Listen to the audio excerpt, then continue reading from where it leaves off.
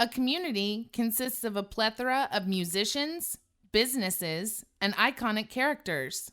Spend the Rent Podcasts incorporates all that is Eugene and gives the listener a glimpse into the diversity of our city, one guest at a time. Finally, it's our turn to get to know the host, the man who brings comedy and intellect to these interviews. This is the Season 1 recap with SelfEsteem BoatWillie.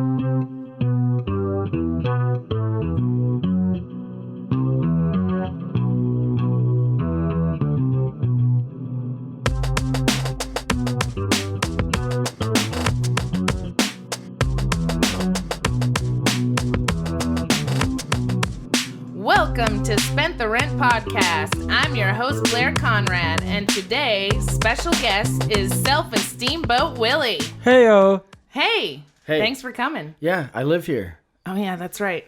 So, thanks for being on time. I mean, I really wasn't. So, thanks for calling me out. I appreciate that a lot.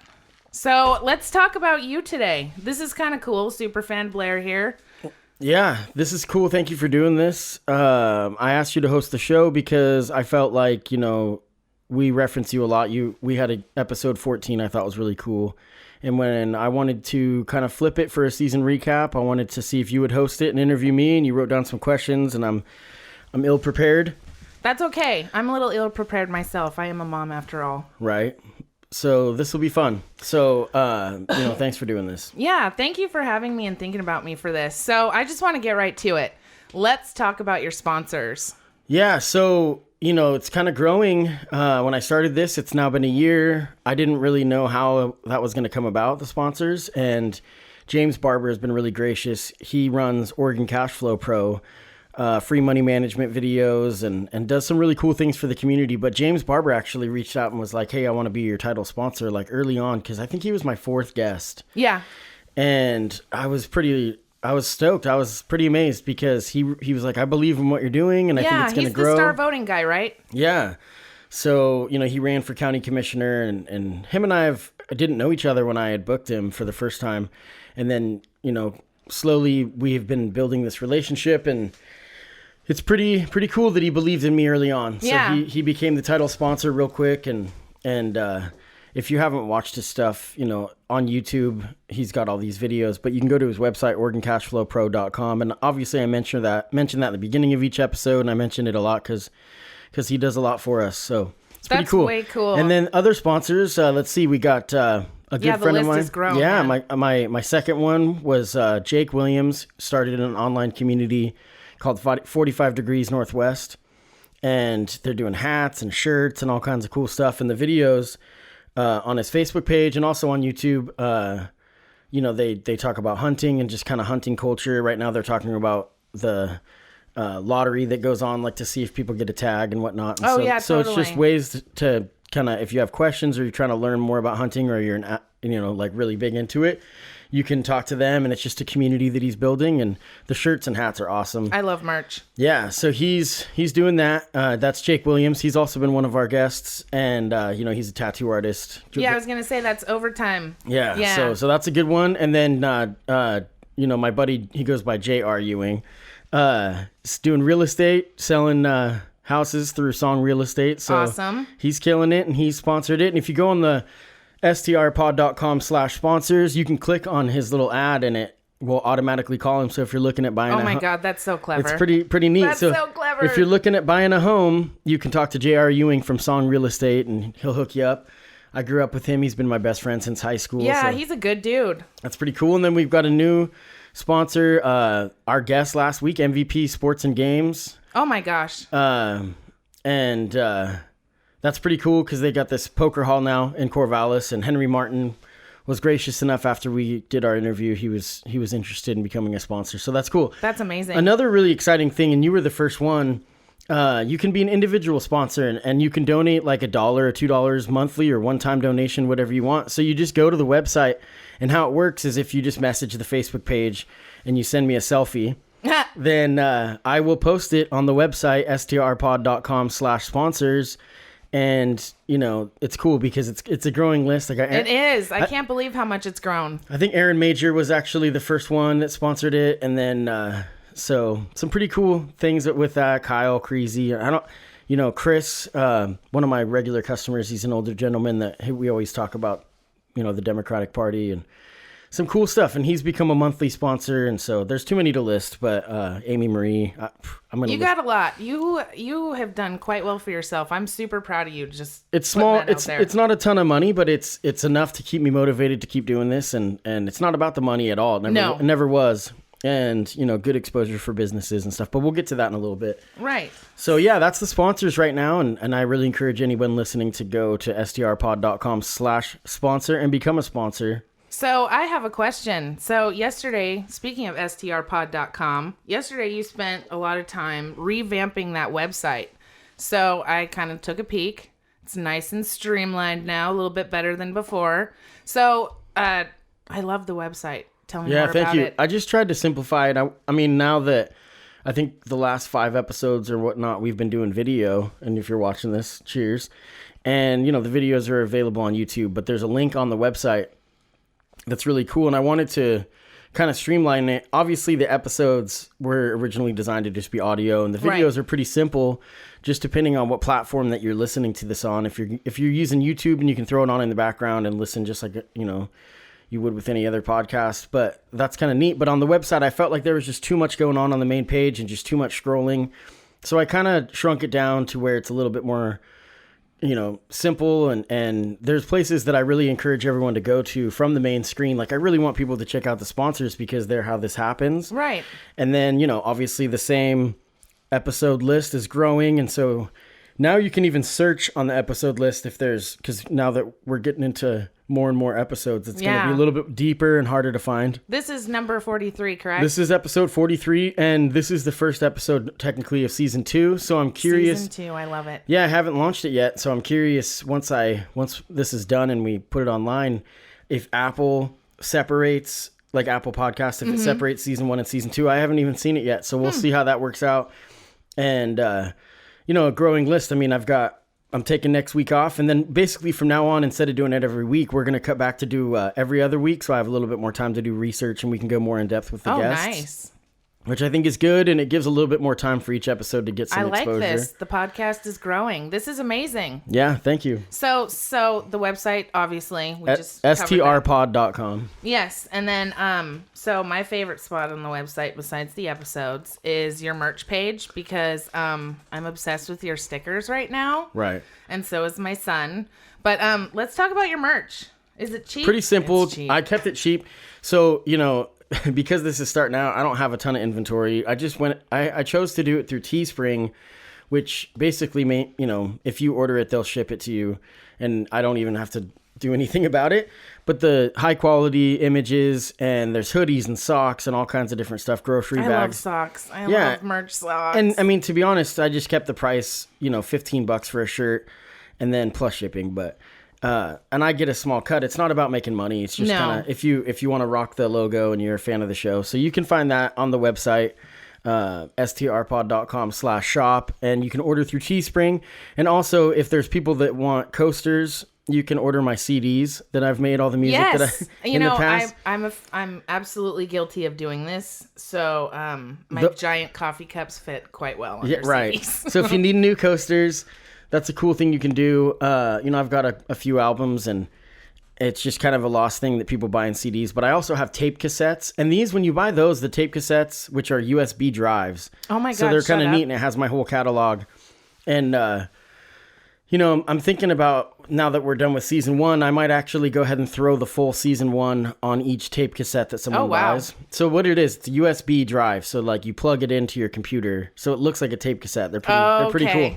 And so that is available there. And those ones, the music merch is directly from me. So when you order it, I'll be the one shipping it. And it's kind of fun. Yeah. That's amazing. Yeah. So speaking of CDs and them being, kind of cycled out of our existence. A thing of the past. They were awesome when they were high school times for us, but now it's just, anyways, let's move on to Spotify playlist. Oh yeah, that's the new way thing. of doing it. And you may have noticed in the last couple episodes, if you've listened, there's a new ad that's part of my host side. I host it through Anchor FM. Right. And that's what allows it to go to all the different sites. And they offer you sponsorships and they give you pennies, literally nothing. But it's kind of neat to do anyways, because I think the information's valuable. And I've declined some of the offers from different sponsorships because I just didn't feel like it fit the podcast that I was doing. Understandable. You know, and so Spotify was one of the ones that offered it because Spotify recently purchased Anchor FM. Mm-hmm. So they're the one that's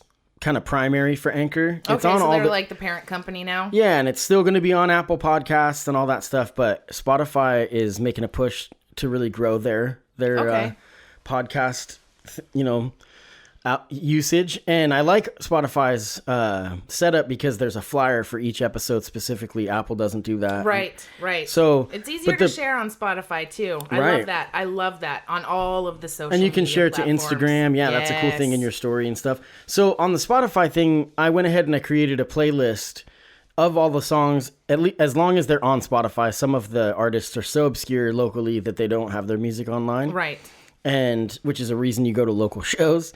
But the Spotify playlist is now up and running, and it's building. I think it's at 31 songs now. So that's it's most of the songs from all the songs featured in the Spent the Rent podcast. So at the end of each episode, I'll play a local song or I'll play something I've made of my own, and that's going to continue to add new people because I'd like to get permission first. So there's a lot of people locally that I'd like to play that I haven't. Looking at you, Lafa Taylor. No, but just different people. Local people that. I'm gonna reach out and I'm gonna get the confirmation because I want to make sure I have their permission instead of you can't just go willy-nilly using people's music. Right. So Cerebral Cortex is a big one I'd like to give a shout out. I've played a bunch of his stuff, his work with the creative types, and he's a talented artist. And then Ender One, of course. He's been one of the best music guests, and Sammy Warmhands is now on board with letting me use his stuff. And then I'm bringing throwbacks too. Like I've played music from Edward Outward, a good friend of mine, Dave Uberti. Yeah. And he is, he's actually on Spent the Rent Records, which is pretty great. There's two bands, awesome. Me and him. So, and then, I threw in some Right Left Grand. My friends Joe Mitchell, Aaron Major, Tim Platt, those guys were in a band. And so it's pretty neat to get a hold of some of my buddies and be like, let me get your recordings and I'll play them on my podcast. Oh, the Clowns of Class as well. Brought that out of retirement with an old hip hop group I was in. And oh my gosh. We've used some of their music, so that's cool. That's amazing. So I got to know, as fangirl, what inspired you to start this whole entire process? I've always wanted to do talk radio ever since I was a little kid. Really? It was something that I was always inspired.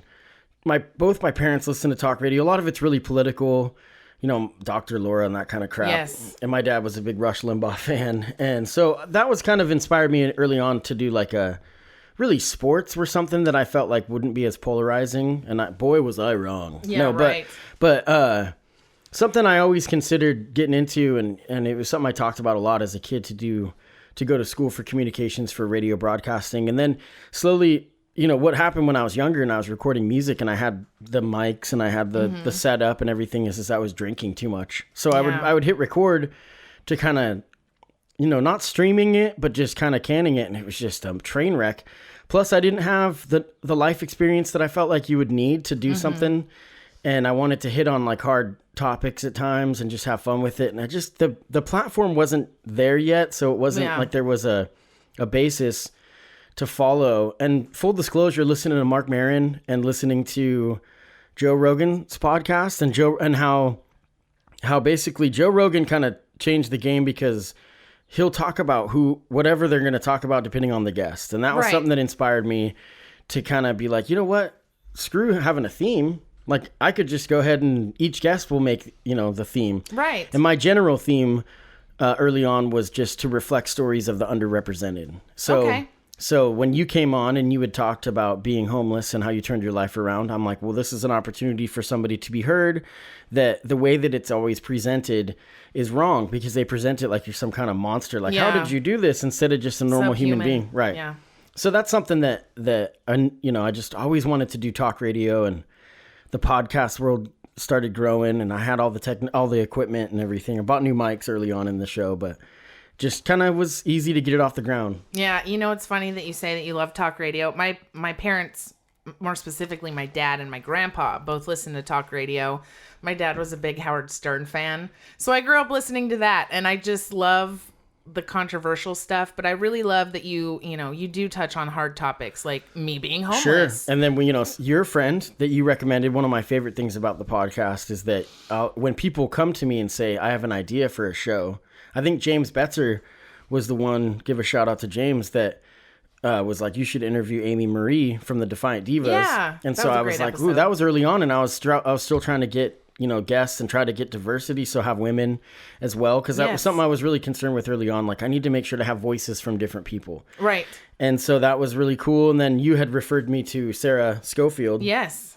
And she does walks for suicide prevention. Mm-hmm. And she was amazing. And one of the things I didn't know how it was going to go, I was nervous going into that show because it's something that you have to take really serious, is that, now I want to make this clear, we weren't joking by any means, but when you have mental health issues that you battle and you're open about it and you talk about it, it allows you to kind of make not light of it, but just there's a sense of pride in the fact that you're getting it out. Yes, absolutely. And so her and I were very laid back in a way. I mean, it was loose. So, it was a really good conversation. And really what the benefit of listening to a podcast is that it's an adult conversation. Sometimes it's not an adult conversation. Right. It's just a real conversation that isn't scripted. And I think that's what's magic about it. So. Right. I love your podcast so much. Well, thank you. I really do. So I want to know, what is your favorite episode that you've recorded? And I don't mean this in a way that you're like playing favorites with guests. I mean, like the way that you felt during the interview, how it was executed. Was the guest amazing? Like, you know what I mean? It's hard to say. I think I've done 2 episodes with Kaz Zaidi. I love him. I loved his episodes. I mean, it's so impossible to say because Ender's episodes, the first one, he was the first episode. Right. So for Ender to come on and believe in me, and he's such a good conversationalist with such a You really set a hardcore baseline with that guy. Yeah, set the bar high. Yes. So that was episode 1. So obviously that was something I really enjoyed. But Kaz Zaidi and having the conversations about global politics is something that's really cool. He's a graduate student at the University of Oregon. I mean, our episode was great. The one that we talked about, it was episode 14. If you're listening to this and you haven't seen my interview with Blair, listen to actually. Oh man, this is pre-video. Yeah, it was pre-video, so it's audio only. But man, that one we knocked it out of the park. I was pretty proud of it because I felt like we covered so much of the issue without beating down on a community. There's no homeless shaming. We really talked about solutions and how you went about getting help, and that one was really good. And obviously early on, you've been a big supporter since day one of the podcast. But when I had booked that show, again, I was nervous because I was like, I don't want to patronize. And I feel like we nailed it. I think so too. And I'm not trying to be like narcissistic in that way, but everybody that has listened to it has only given me positive feedback. and they lie, but like no but thanks. No, that one by far has the most exposure. Really? I mean, it's got more than twice as many plays as any of the other episodes, which is pretty interesting.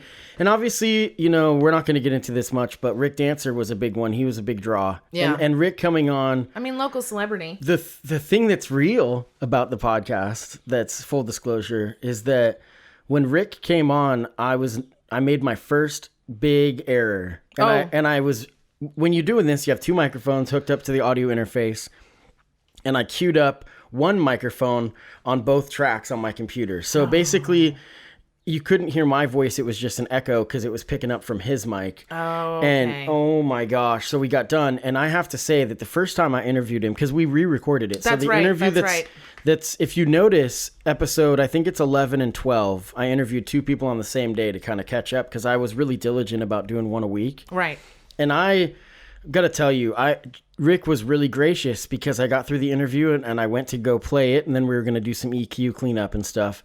And I was like, oh shit. And he's like, what? And I'm like, I told him what had happened. And he goes, Patrick. And he was really calm. And he was like, I've done this. I've done things similar. I've made mistakes and he's won awards and he's a great journalist. And He's also a professional. Exactly. Well, yeah. But he was really gracious. So he came back. And so Rick and I have butted heads lately. And it's anyone that's friends with either of us on social media or both of us has seen it. But I still got love for the guy. And that was really cool of him to come back. And that was a big draw. So that's a pretty popular episode as well. You know. And then next week, or to the August 25th, and it's not really your question about what my favorite episode was, but is going to be, I'm having Ben Saunders, who's a professor at the university. He teaches a comic book class. What? And he is a riot. I don't know what it is about the dudes from London, like Kaz, that I enjoy, but Ben's also from England originally, and his wife is from here. So that is going to be a good one. So do you meet these guests just being a barber? A lot of it is people that I encounter in the barbershop for sure. And then, you know, a few of them, like we just talked about with Sarah Schofield, you referred her, and then friends of mine refer people. And then I've had some people reach out that I didn't feel were a fit, at least not. I mean, unfortunately, they weren't priority because it wasn't like I wasn't jumping all over it. Also, some guests I've had to move around because I'm not quite prepared for the content. You know, there's a few things that we're going to go over. I'm trying to do an episode about trans rights, and it's really something that I want to kind of make sure we do it right. You know, so I'm taking things a little slow with that one. But the time is now. It needs to be done. So Ash, I'll be getting a hold of you, and Ash is my coworker, and oh, I've met Ash. Yeah, he's rad. And he's been wanting to do this, and we're going to make that happen in the future. So, and we're going to do some other things. My friend Kyle wants to come on and do an episode about cerebral palsy, which I think would be really neat. That would be great. Because there's a lot of information people don't know. And I think, you know, when we're kids and you see someone that's disabled and maybe limping or whatnot, you just, it's not like your judgment, but you're just like, whoa, that's different. Because you're trying to learn. And so if we can help educate each other on different conditions and different ways that people deal with life, I think it'd be good. So that's an episode that I'm looking forward to scheduling, and we'll do that sometime in the next season. Yeah. Speaking of which, so it's been a full entire year and then a couple of weeks since you started this. August 5th was the first episode. So it's been a year and a week. Yeah. So this is, I mean, technically the first season is done. This is the first episode of season 2. And I mean, I'm going to keep the numbers the same. I'm not going to start over so we're going to go by episode. This is 43. So it'll keep growing like that. So 44, 45. So the seasons don't really mean much other than to kind of note that it's been a full year, second year, you know, how many years it is. So speaking of year, where do you see yourself in this podcast in a year? Because it's grown so much, and then you've, you know, incorporated the video. And I'm really excited to see how this season goes. And where do you see yourself in a year? Sometime I'd like to kind of explore the idea of live streaming. Ooh. You know, that's something that maybe we could do. The videos are pretty simple. So I do I've considered getting a second camera and having some different shots. But then I just thought the focus is the conversation. Right. I don't know if I need to spend all this time editing. And again, this is why sponsorships would be nice. I can't just justify spending the money for another camera. Understandable. And it's just not the priority. I still think the podcast should be listened to. The video is just a nice little novelty for people to either watch on Facebook without leaving that app. I mean, I don't know. You know, it just reaches more of an audience. But and gives a platform that if you have, you know, a TV instead of your phone that you want to put it on and stuff like that, you can. Totally. But where I see it, I mean, that's the big one.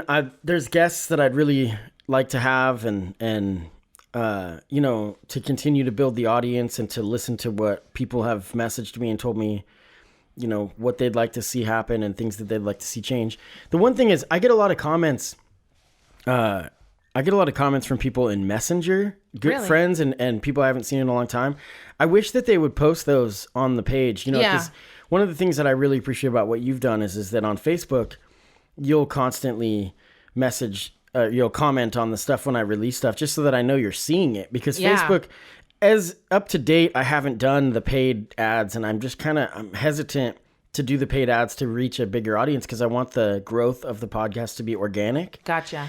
And so when you see it, make sure to like it, even if it's just cheesy and you don't read the whole thing, just hit a like and maybe leave a comment about if you're planning on listening or if you listened or suggestions, because that really helps more people see it. Right. You know, so if you're on the Facebook page and that crowd has grown, you know, I think we're close to 500 now. Wow. And I mean, it's that's all organic, you know, it's no paid to get paid followers. I haven't done that. So, right. And then we started the 541 Connect community, which is another way that I didn't know what that was going to be. You know, the Facebook group, the 541 community originally was going to be basically, you know, a way for people to share stories about local stuff. But what it became quickly was a bulletin board. And I realized really quick that was kind of good because what I wanted and what I was seeking out, we had talked about it a lot because you're an admin in that and a couple other people.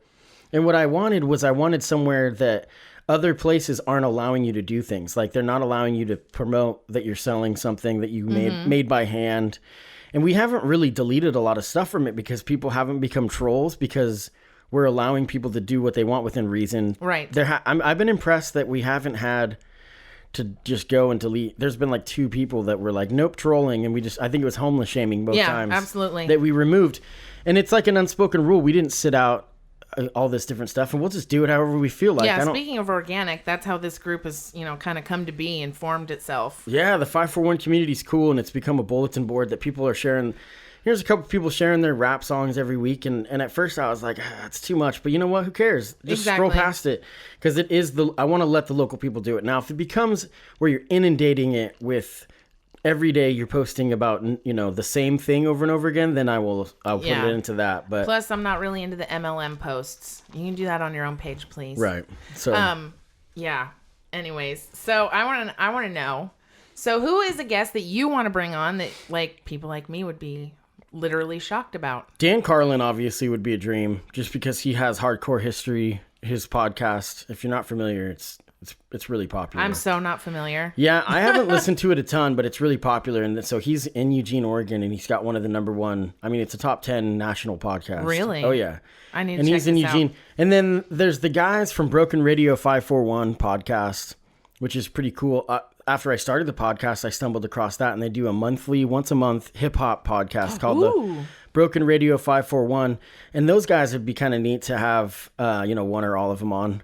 And they're pretty, you know, established. They've been doing it for a long time, so they're vets in the game, and they've been supportive. When I started this, I was reaching out to different places, and I promoted a little bit on Reddit, and those guys were real supportive about, hey, cool, it's good that you're doing something like, you know, I mean, my first few guests were hip hop because that was my world. Totally. And they weren't competitive at all because they're like, oh, that's tight. More people. And I don't have that attitude either. When it comes to podcasts, one of the cool things, a couple weeks, I'm going to have a guest, father and son. And Adam Graves, one of my customers, he reached out to me and he said, you know, we're thinking about starting a podcast, me and my 10-year-old son, oh my gosh, Cohen. that's awesome. And he's like, you think I should? And I'm like, absolutely. Yes, like, do that. Just documenting it, even if it's not reaching a crazy audience. For yourself. Do it for yourself. And oh my gosh, it's called The Nonsense Hour with Cohen and Adam. I love this. It is so funny. Is and it so really? They're going to be on in a couple weeks. Actually, I think, when is it? I think it's in October. Okay. But we're booked out solid for a while. Nice. So, that's going to be great. But yeah, to answer the question now, another one, obviously, Bernie Sanders. I mean, well, I want to get like a 5 minute. Shocked about that. I'm going to try as much as I can when he comes to Eugene to I'll somehow get a microphone in his face, even if it's just my iPhone. And I will include that in the podcast. I approve. We're going to do this. some guerrilla filming with that one. And he'd be all about it, though. That's the I thing think so, I love too. about Bernie. He's like, you know, do your guerrilla thing. I'm here for you. I am for you. So, I mean, I guess one other way of answering that too is that it's not about who I'd have. I'd like to have a lot of the same people back. Yeah, I always want to find ways one? to keep bringing you back on. Me. I always joke about when people say like, "Who's your audience?" I'm like, Blair. It is me. It's no, totally me. but Kaz is one that I want to continuously have back. I and just then love his James episodes. Barber brings a good conversation every time. Every time. Because James is so real about the standing of the Democratic Party. Mm-hmm. And I think that he's more patient than I am when it comes to it because he's all about coalition building and different things. And yet he comes with a more rural background. And so he's got an experience that I think connects across party. Mm-hmm. And he just believes in social safety nets. And that's what makes him a Democrat currently, because the progressive wing of the party is the only place that believes that we need to invest in each other. Right. And so James he's one I hope will keep coming back on, and I'm sure he will. full disclosure, he and Kaz and myself, only by default myself because my family wants to listen to me lots of times, but James and Kaz are the ones that I listen to repeatedly. Yeah. I clean my house and I listen to James Barber talk about star voting. Sure. Yeah, the star voting stuff. I clean my house and listen about global politics with Kaz. So yeah, the return guests are neat because it shows growth in our relationship for one, and it also shows it allows us to go deeper into the conversation. Because the first episode, anytime I bring someone on, like the first time I interviewed Ender, I've known him for years, but not at that capacity. Right. Not where I get to kind of grill him on some questions and ask him some fun stuff. And so the first one is to allow the audience to get to know the guest. The second time they come on, we can get a little deeper with it. And I think that's really fun. And then the political ones, I don't want to just interview James when it's a political conversation because I want different voices. So I'm bringing on a good friend of mine, Patrick Miller, who should be a good conversation because the feud in the Democratic Party currently, where you've got the centrists and the progressives kind of button heads, which is what a primary should be for. Exactly. So people are freaking out, but that's literally what it's designed to be like. But we're going to have a conversation about it. And Pat was initially, when this podcast started, the night before I interviewed Ender, before I even launched it, I had a plan. We were going to do a podcast with the two of us, and it was going to be called Two Pats in a Pod. Oh my God. And it proved that I wanted to hit the ground running. Yeah. And that Pat wanted to do things slow and methodical. And I do a DIY quick turnaround type creation. I want to make it to where, we're recording this right now. I set my interviews for 10 a.m. At noon, they're online. Right. Because I want it to be real and raw. Because I was late. Well, it was 10 minutes, but that's the way I go about things. Yep. And so I think it's funny because I was pretty worked up with Pat because he was kind of like, oh no, I want to do it this way. And as argumentative and defiant I was to him, I think it gave me drive. Yeah. So as much as that it didn't work out the way that we were going to do it, I appreciate him. And we'll joke about that in that episode because I'm a maniac and he's more methodical. And so, it's cool. So him coming on, we're going to talk politics. That's going to be September 15th, which is a couple days after the next debate, which is going to be awesome. So it's perfect timing. Yeah. And we're going to recap the next debate, which should be smaller. It's still going to be stupid, but it's going to be smaller. I think there's going to be 10 people total, and it's still 2 nights, I believe. So it's going to be 5 on 5. Hopefully, like 5 one night, 5 the next night. I think we'll see. But yeah, so that's a big one.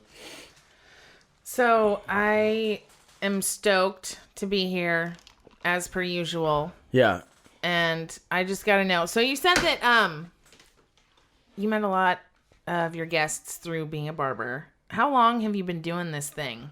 I've been a barber since 2001. Oh my God. Yeah. You're so old. So George Dudley, who owns the barbershop, Campus Barbershop, or Dudley's Campus Barbershop, he has been working there off and on for 25 years. And when I was in high school, I transferred from Springfield High to South. And I was taking the city bus home because I still lived in Springfield. It's a long story, but it was really cool for me to be able to do that because Springfield, I was floundering and I needed a fresh start.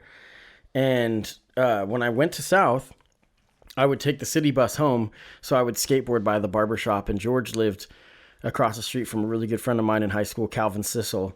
And so George and I became good friends. And towards the end of my junior year, even, I was like, I don't want to go to college. My grades weren't great. I had to work really hard just to graduate. I went from like a 1.2 GPA at Springfield High and just falling apart and, partying too much to at South, I got a 3.75. Whoa. And so my overall cumulative GPA was still like a 2.0. So it was like, lane, at first, which is fine. Right. But I just chose, I didn't want to do that. I didn't want the debt. So I got into, I was talking to George and he's like, you should become a barber. And I said, seriously, the man that you work with now? Yeah. Wow. And I said, I was like, I've never cut hair. And he goes, oh, you can learn that part. You cannot learn the love of people. And he was so right, because one of the things I've learned as being a barber is the craft is very important, obviously. Right. But what's going to keep you going after 20 years is that you have to love people, even people that don't like you, because you'll run into these issues sometimes where people are just being grumpy or being, it's personal. They're getting their haircut, right. So that's the part that I love about being a barber is I've been able to meet so many people. And now I get to share my appreciation of these different individuals on my podcast, which is even great. I mean, I wouldn't even be sitting here doing this podcast if it wasn't for my career as a barber, because having to talk to people on a day-to-day and get to know them and ask them personal questions, that's really grown, my personal, like my communication skills is one, but it's just one of those things where I don't know what I could possibly be doing otherwise. Like the path was the way that it was supposed to be. Right. That's so cool. I had no idea that George was the one that got you into this whole thing. He recommended it, and I said, I'm going to go to school. How long have you worked for him? I've been since 2012. I've been at Dudley's Campus Barbershop. And yeah, he recommended me going, and I literally had never cut hair when I started school. And so the first 5 years of my career were rough, but, of course. And I worked for the chain, Supercuts and all that. So if I messed your hair up at Supercuts, then just get over yourself. It's going to be okay. Hair grows back. Right. So, but yeah, now 20 years in, and I've grown as a human being. I've grown as a man. I've grown, as a barber. And I just am so honored, working on a University of Oregon campus, my favorite part is the people from all over the world. Yeah. The fact that Eugene isn't known for its diversity necessarily. No. They say that culture, sure, but diversity from people with different ethnic backgrounds, that's not as common in Eugene. So to live or to work on a college campus, I wouldn't want to live there, but no, because of other reasons, there's just people defecating in your backyard, but still,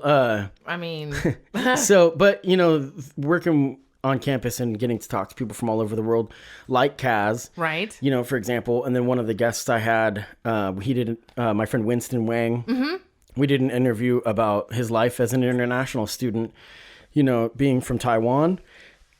I've gotten to know a lot of people from China, a lot of people from Iran, a lot of places that maybe America in general has conflict with.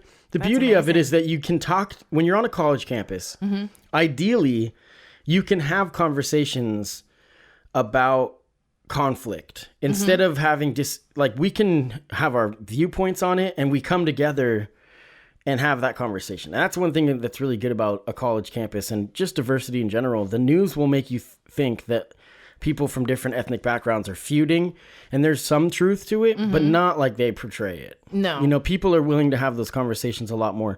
It's the Democrats and the Republicans right now that are at each other's throats, not the black and the white. Right. As much. So I want to transition lastly into your music career.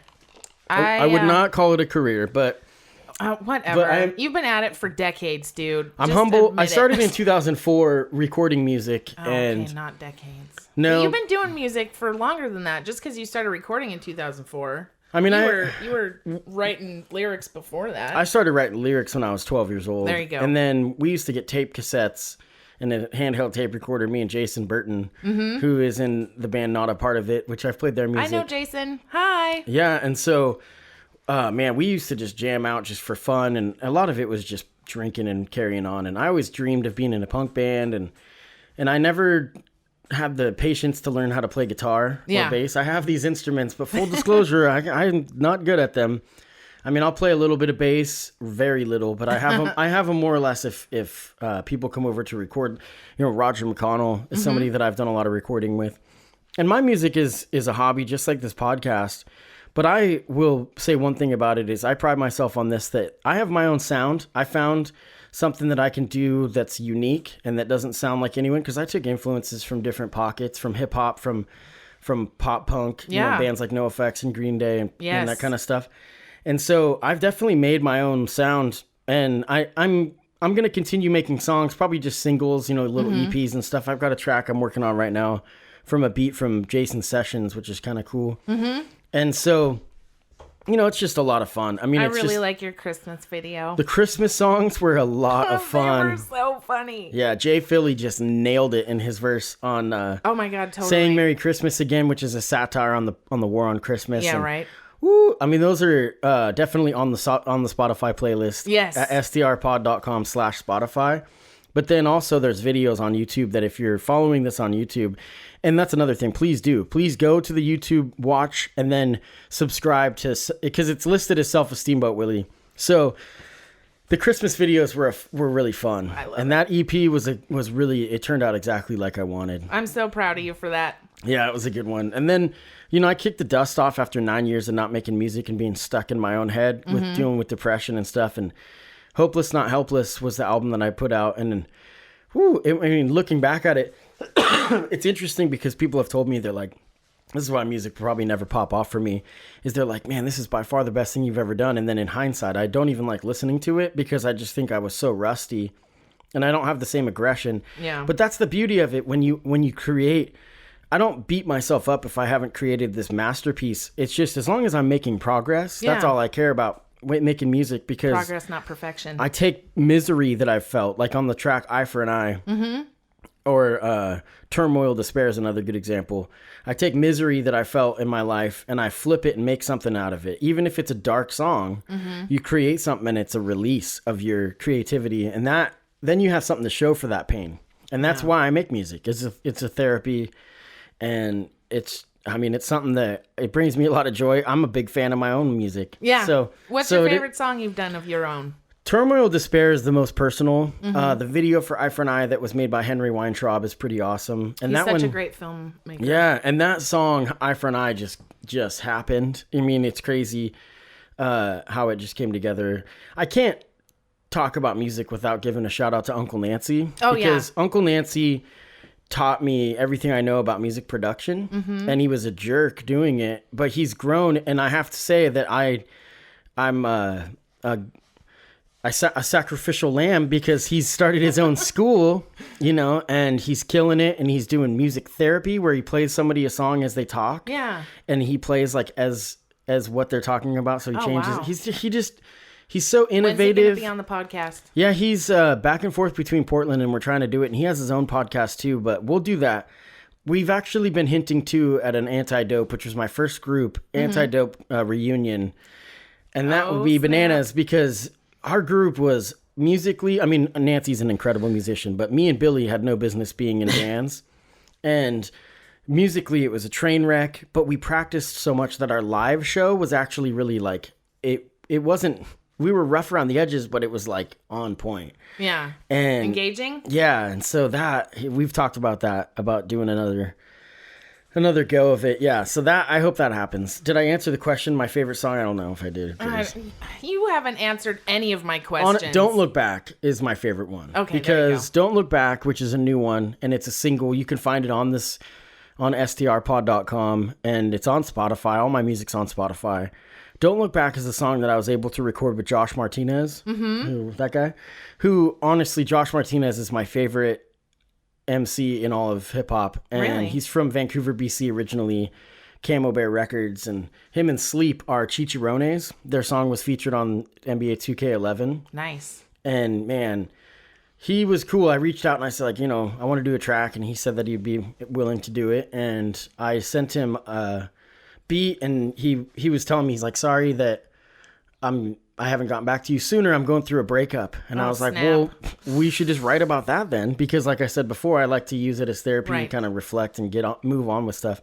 And Don't Look Back is just an awesome song. So Roger laid down the guitar on it. Roger McConnell, who is just, I'll have him on as well. He's an awesome person. He's been doing some casino gigs with some cover bands now. Nice. He's getting some full book. I mean, he's actually making it now as a professional musician, which is great after years and years and years of clawing, and he's had peaks and valleys, so. Good for him. Yeah, so that's good. So I have gone through all my questions. Show's over. I mean, that's it. Bye. No, thanks. so. Thanks, bye.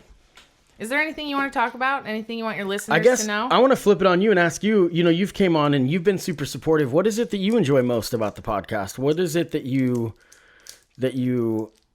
feel makes it worthwhile? So, you know how you said being a barber has totally like grown your interpersonal communication skills?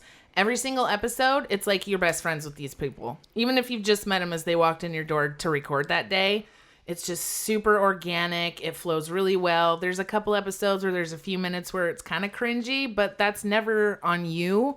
And I'm never, ever going to mention it because all the episodes are great. But I think that's even fun, though, when that happens. Honestly, it is. Because you see the realism of it. And yeah, it's transparent. And I'm talking cringy, not in, like, the subject matter or the fact that, like, people are getting, like, whatever. It's just, I don't know. Some people just like to talk about themselves a lot. And I get that it's a podcast, but please stop repeating yourself over and over. Right. You know, you got to drill it home though. And the Honestly. thing is that one of the beauties is that I remember is when people come on as a guest, they're on the spot. Yeah. And I'm impressed with how I've been really fortunate with the list of guests that I've had. They've all been so good. Yeah. One of my favorites, there's so many, but Alex Youngbauer, the one about he's an amateur MMA fighter. Oh my gosh, that was his first interview. He knocked it out of the Oh, park. absolutely. Absolutely. You know, and some of the things that we've been able to learn about, and oh my gosh, just people are so great in general. Honestly, and yes. you put them on the spot and you put a mic in their face. Most of these people, one of the reasons I book a lot of them is because I ask them, and if I ask someone, hey, you should do my podcast, they're like, what the hell would I talk about? I'm Right. like, that's why. Yeah. Because that's what people want to hear from. They don't want Yeah. to talk just to people that are just trying to hear themselves talk. Exactly. And like totally like not trying to dog on anybody who's repetitive like that. I get the whole anxiety thing. Sure. I'm totally Well, and panicked and- right now. Yeah. Nah, But that's just because I'm a that's, nervous wreck. That's part of the fun. I think one of my favorite moments with the podcast was when I was interviewing Zach Bassett, and I made a stupid joke about hitting people with my car, and I said it was episode 27, and I said I still hit people with my car, and I was like, oh, I shouldn't have said that because you actually did hit someone, and he goes, I did. Oh And my I said- God. And I said, and it was fatal, and he said it was, and it was one of those moments that I have to be honest. I felt terrible, but at the same time, as the show's creator and founder and host, I was like, yes, this is gold. Because it's so Yeah. funny because you do not see it coming. Right. And It'd the be thing- like if I cracked your mom jokes. When I started the show, there's a couple rules that I wrote out. I told myself that I need to live by. Don't try to be funny. Like, just to be you. You know, and that's a hard thing to overcome when you're recording stuff. Right. Because if you want to be funny, then you're like, I want to make it funny. So don't try to be funny, be you. Was a big one, and I can't even remember the other one. That's how important it was. No, but that so Make sure the sound's proper. Yeah. And coming through the right mics when No. you record. don't try to be funny, and don't try to be cool, you know, and be Well- be honest, and that was the thing that it's really, if I try to be cool, it makes me less cool than I already am not. So like I'm like, don't even try, just be you. Yeah. And that's something I'm pretty stoked Whoever on. you that- are, just whoever be. the hell I am. So that's something that came out. It's gone really well. Yeah.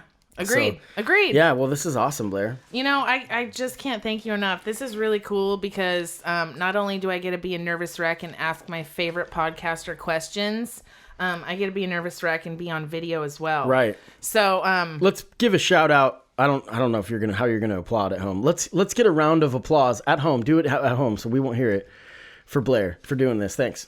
Come on. Yeah. Thank you.